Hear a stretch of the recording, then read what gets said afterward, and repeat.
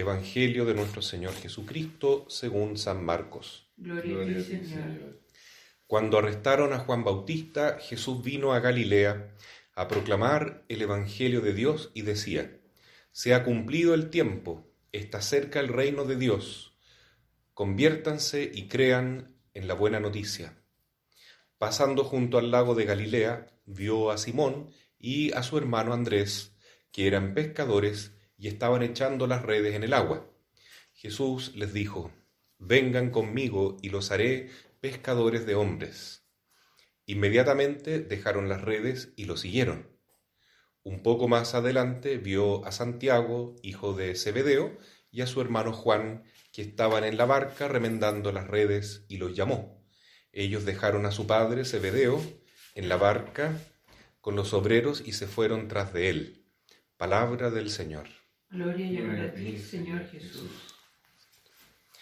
Hemos estado en estos días meditando el tema de la vocación y en este domingo el Evangelio de Marcos nuevamente nos trata sobre este llamado que hace Jesús a sus apóstoles y que para hoy en las circunstancias actuales en que vivimos es tan vigente, ¿no?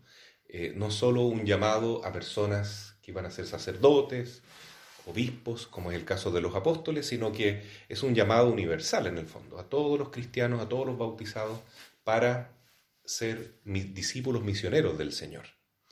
Ahora, ser discípulos misioneros implica tener, primero que nada, un cambio de vida, una conversión.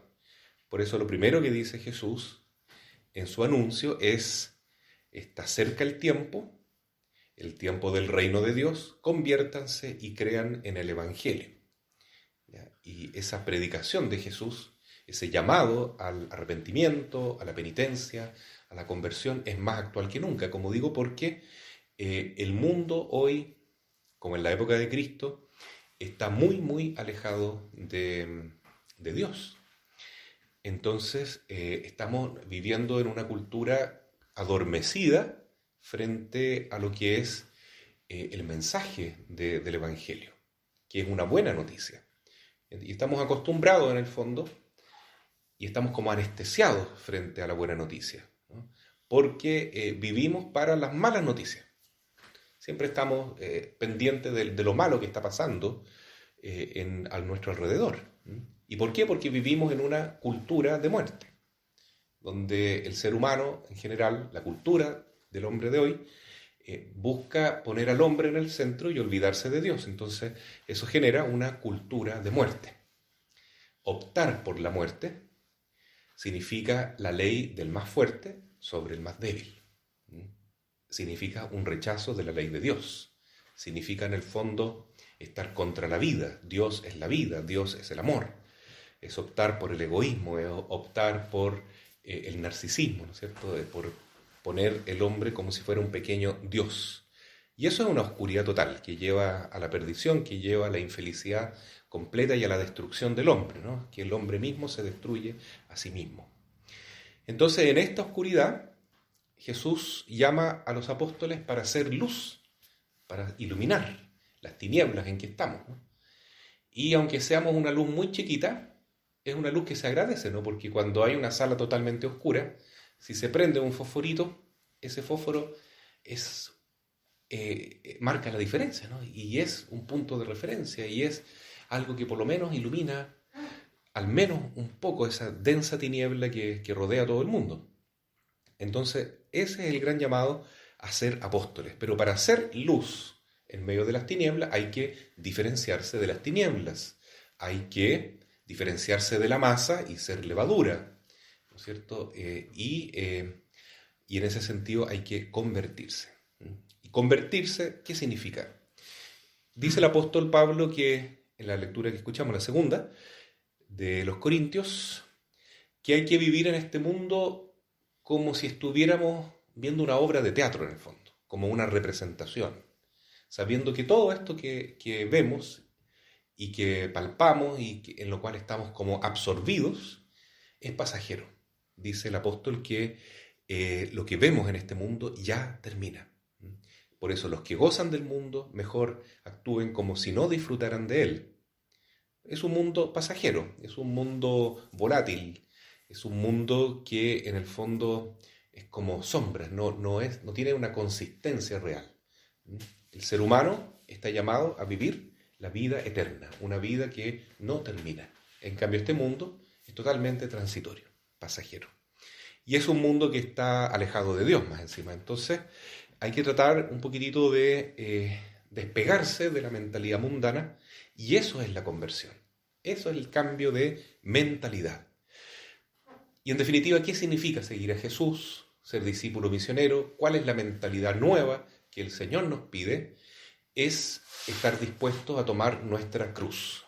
En la mentalidad mundana, el mundo dice, ¿quieres ser feliz? Bueno, entonces pásalo bien, cuídate la salud, ten una buena calidad de vida, ten buenas relaciones sociales, ojalá buenos contactos, por si te va mal en la parte económica, por lo menos tienes amigos. Entonces es tratar de acomodarse a este mundo para estar bien, para pasarlo bien, para disfrutarlo, para tener una cierta honra, un prestigio. Todo eso se calcula en el mundo, que es lo positivo, es la felicidad. Sin embargo, vemos que es algo ilusorio. Desde el punto de vista cristiano, eso no llena. Lo que Jesús nos pide es más bien que aceptemos nuestra cruz. Es decir, que los dolores, las pruebas, los sacrificios, las grandes dificultades que tenemos que atravesar en este mundo, desde que el Señor subió a la cruz, son también para nosotros una bendición. Y ese es el cambio de mentalidad. Porque es muy difícil entender lo que dice Cristo, ¿no? Felices los pobres, felices los que lloran, felices los que sufren, felices los que son perseguidos. ¿Cómo uno va a ser feliz estando crucificado? Pero el punto es ese, ¿no? Que en la cruz nosotros encontramos a Cristo. En la cruz, en la prueba, en el dolor, en el sufrimiento, con Cristo nosotros nos configuramos con Él, nos unimos a Él, nos fusionamos con Cristo. Y no hay otro camino. Entonces, por eso es tan difícil hoy y siempre ser cristiano, porque es una puerta muy estrecha, es un cambio de mentalidad, es aceptar que esa cruz significa matar mi ego, mi narcisismo, mi egoísmo, y dejar que el yo mío ya no valga más, sino que Cristo viva en mí, y que el Espíritu Santo se manifieste en mí, y dejando mi propia proyección, mi propio anhelo, dejar que Dios haga su voluntad en mí. Entonces se nota que el cambio de mentalidad que Jesús nos pide es bastante grande, ¿no? Es tremendamente radical. ¿Y qué pasa cuando alguien dice sí a Jesús? Bueno, que Dios hace maravillas con él. Es impresionante. Vemos en la primera lectura el profeta Jonás, que no era un profeta tan maduro en la fe. Lo vemos como después se enoja con Dios porque Dios se arrepiente de castigar a Nínive, ¿no? Porque los ninivitas hicieron penitencia, se convirtieron, se arrepintieron con la predicación de Jonás, que decía Nínive será destruida dentro de 40 días. Y los ninivitas se dieron cuenta que habían ofendido a Dios, que estaban viviendo esto que hoy llamamos la cultura de muerte, y que estaban alejados de Dios y se convirtieron. Hicieron penitencia, se pusieron sacos encima, ceniza, una serie de signos para manifestar que estaban convirtiéndose, estaban arrepentidos. Y Dios no los castiga. Se arrepiente también Dios de esa amenaza. Entonces, eso es lo que quiere el Señor. No quiere la muerte del pecador, no quiere la destrucción del mundo, sino que quiere que nos convirtamos a Él. Por eso la predicación de Jesús es tan actual. Y la Virgen lo dice también cada vez que se aparece, sobre todo en Fátima y en Lourdes: penitencia, cambien de vida y recen el rosario y cambien, no se dejen llevar por la moda, dice la Virgen en Fátima, porque estas modas que ofenden a Dios y le hacen daño al cuerpo del hombre, que es el templo del Espíritu Santo, realmente matan la vida de la gracia en nosotros, o sea, mata toda la posibilidad que tenemos de seguir a Cristo, ¿no? Nos deja presos, nos deja enredados en medio del mundo. Por eso, esta palabra que dice aquí, cuando Cristo llama a sus apóstoles, primero Simón y su hermano Andrés eran pescadores, tiene un doble significado, ¿no? Porque dice, vengan conmigo, los haré pescadores de hombres. Y dice después, inmediatamente dejaron las redes y lo siguieron. Hoy en día, ¿cuáles son las redes que tienen atrapados a la mayoría de las personas, especialmente a los jóvenes? Son las redes sociales. Claro, los pescadores ocupaban estas redes y era su manera de subsistir y era su día a día, era lo cotidiano, ¿ya? Pero hoy en día para muchos estar en Internet, la palabra net significa red, son redes, significa en el fondo como no vivir realmente con un proyecto propio, sino que estar abierto a todo lo que el mundo nos deposita en nuestra mente, en nuestra conciencia, y estamos dispuestos a recibir todo y muchas veces sin procesarlo, sin juzgarlo bien, y con ese exceso de información nos vemos como un poquitito avasallados en nuestra libertad, no sabemos qué hacer. Perdemos nuestra identidad. Estamos atrapados por las redes sociales, estamos atrapados por la necesidad de tener aprobación, manito para arriba, like, ¿no es cierto? Que no nos funen, que no nos traten mal en las redes sociales. Entonces seguimos la corriente y toda esa información va formando la mente, la conciencia de las personas de una manera totalmente mundana. Entonces las redes sociales hoy en día es lo que nos tiene atrapados en el mundo. Y hoy más que nunca es necesario, para seguir a Cristo, dejar las redes. Eso no significa que uno va a usar nunca más el Internet. No, significa usarlo de otra manera tal vez, ¿no? Otra manera. Que no sea lo mundano, ¿ya? El pensamiento de la corriente actual, de la masa, lo que domine en mi vida, sino que sea Jesús. Por eso hay que dejar las redes y seguir a Jesús. Insisto, esto no significa que yo voy a dejar de ocupar las redes, ¿no? Yo mismo estoy enviando esta prédica después a las redes sociales, pero es otro el sentido. Es seguir a Cristo, es lo más importante en mi vida. No seguir lo que el mundo dicta como lo que hay que hacer, lo que es correcto, lo que está aceptado hoy en día culturalmente, ¿no? Así es que eso es lo que hay que hacer.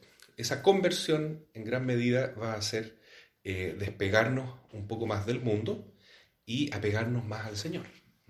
Estamos en el año de San José. San José nos muestra que vivir para Cristo, vivir para la Virgen María, vivir para salvar la familia en los momentos de dificultad, para favorecerla en los momentos de alegría, es lo más importante de todo. Entonces, como San José, que con ese bajo perfil, pero con esa profunda convicción de que él estaba cumpliendo la voluntad de Dios, nosotros tenemos un gran ejemplo, ¿no? Un gran ejemplo, que en lo sencillo, en lo cotidiano, podemos encontrar a Dios, podemos encontrar el sentido verdadero de nuestra vida, que es seguir a Cristo, dejar las redes, seguir a Jesús y no seguir, ¿no es cierto?, otras cosas que el mundo presenta. Inclusive, claro, en las redes sociales se habla de los seguidores. Muchas personas que son youtubers o que tienen influencia en distintas plataformas quieren tener seguidores. Y las personas siguen a este otro. Pero en el fondo, el único verdadero maestro y profeta que hay que seguir es a Cristo. Así es que, como Juan, como Andrés, como Simón, que fueron capaces de dejar las redes, ojalá también nosotros escuchemos el llamado del Señor y lo sigamos. Y la manera concreta de seguirlo es dedicar bastante tiempo al día a la oración, a la vida espiritual, a leer la Biblia, a rezar el Santo Rosario y también, por supuesto, a compartir esta palabra con los demás, aunque sea con cruz, aunque sea con dureza, ¿no? Porque vemos el ejemplo de Santa Teresa de Calcuta, ¿no? Santa Teresa de Calcuta fue una luz en la oscuridad en su tiempo, pero esa obra pequeñita que ellas hacían con las hermanas en Calcuta iluminó todo el mundo, ¿no? Todo el mundo, pero Teresa de Calcuta, ahora se sabe, vivía en su interior una profunda oscuridad, vivía una tristeza, digamos, una depresión muy fuerte, porque no experimentaba la presencia de Dios. ¿Y por qué? Porque el Señor le dijo, si tú aceptas ser un alma víctima, que tome esta cruz difícil de no experimentar el gozo de estar con Dios, yo voy a poder hacer de ti una gran luz para el mundo. ¿Tú aceptas? Y ella aceptó, ¿no?